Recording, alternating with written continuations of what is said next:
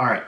So if you guys have never heard my daily dose on the 5 realities, you should go back into the archives and dig that one up, and you should listen to the 5 realities, okay? But tonight I want to talk to you a little bit about reality number 2. Reality number 2 says that most people don't want you to go where you want to go. And that's the unfortunate reality. And you say, well, Brian, what exactly does that mean? Here's what it means. If you've got goals, dreams, and aspirations that are above and greater than currently where you exist now, you're going to have a collective group of people around you that don't want you to go there. They don't want you to strive for more. They don't want you to achieve more. Now, I want to be crystal clear on this. It's not because they're bad people. And it's not because they have evil intent. They're not trying to kill you. What's happened is it's the crabs in a pot philosophy. Now, let me tell you about the crabs in the pot, if you've never heard this. If you've ever seen crab traps, okay, they're wire thingies and they got holes that come in through the sides, and normally there's a chicken bone or something in there. And what happens is a crab goes in and starts gnawing on the chicken bone. And another crab will come in and start gnawing on the chicken bone. And now, keep in mind that the crabs could come in and they could just as easily go right back out. Okay, now the way that the holes are shaped with the wire mesh and stuff, it would be more difficult, but crabs could, go out the same way they came in.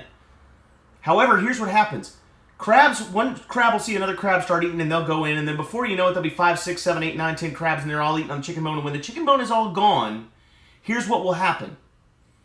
The first crab will try to begin to escape. They try to get out of the trap.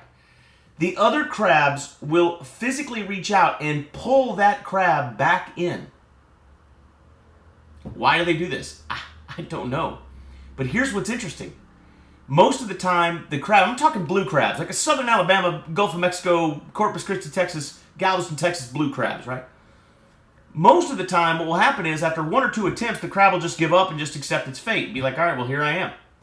But if a crab continues to try to make its way out, the others will eventually kill it, keeping it in the cage. How about this one? If you throw crabs, live blue crabs, in a boiling pot of bouillon and water, right?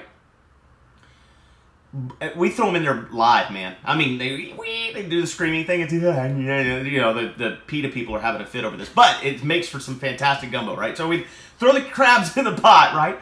Here's what happens. They're alive.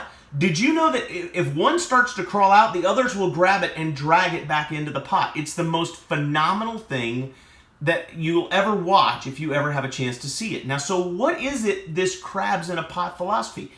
I don't know, but here's what I do know. It's basic animal instinct for creatures to want to hold those around them in the same situation they're in. And you might say, well, Brian, that doesn't make any sense. I'm like, well, I don't make the rules. I just operate within them, and so should you, right? So here's what we have to know this. Here's why we need to know this. Because if you're in an existing circumstance in your life, financially, relationship-wise, spiritually, and you begin to break out of that, and you begin to move away from that to something greater or more abundant or more successful, you're going to have some crabs in your pot trying to pull you back in. Some of them might even try to kill you to keep you there. Now, not physically kill you, but they may try to kill your spirit. They may try to kill your enthusiasm. They may try to kill your dream. And why do they do this? It's not because they're evil, malicious people. It's just the nature of creatures, of living creatures, to want to keep others where we are. We all do it. You do it to your friends. Let me give you an example. Guys, you can relate to this. You're single, everybody's partying. Woohoo, you get a girlfriend. All of a sudden, you get serious and you start thinking, I might want to marry this girl. And you tell your buddies, what do they say? They're horrified. Dude, are you crazy? Haven't you seen what happens to married men? Right? They'll do anything to keep you from breaking, free of the single guy scene and moving up to marriage, right? No, right? Or how about this? How about people that aren't of faith?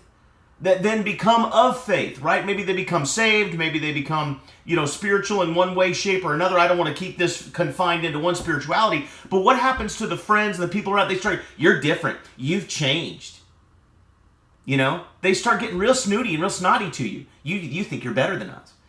You'll start hearing this sort of thing. And what it is, they're trying to bring you back into the fold. Now, and again, this is not malicious, but here's what I need you to know. If you are in the path right now to moving towards something greater, if you are working toward abundance, if you are striving towards something, if you are making positive changes in your life, if you are moving in a direction, there will be people around you, people that love you, people that care about you, people that you care about and that you love, that will try to drag you down. They will try to stop you. They will try to dissuade you. They will try to tell you it's stupid or it's silly or you don't have any business doing that or you're not qualified or you can't. They'll do anything they can to keep you where they are because that's where you used to be, there with them, and they don't want to get left behind. And I need you to know something. If you're in the process of creating something bigger for yourself, something magical for yourself, if you're creating abundance in your life, if you're doing something new, if you're moving up physically, health and wellness, relationships, religion, spirituality, financial, business, whatever it is, if you're moving forward, making progress, I am letting you know you are going to have people that are trying to drag you back down, and you have got to ignore those people and stay true to your convictions. Dogs don't bark at parked cars. God did not place you on this earth to live your life to a lower standard to make other people happy. And that's my belief. So here's what I want you to know. You're also going to have people that are also moving forward and wanting to achieve more and create more abundance in their lives. And they're going to be supportive and they're going to be loving and they're going to help you in every way that they can.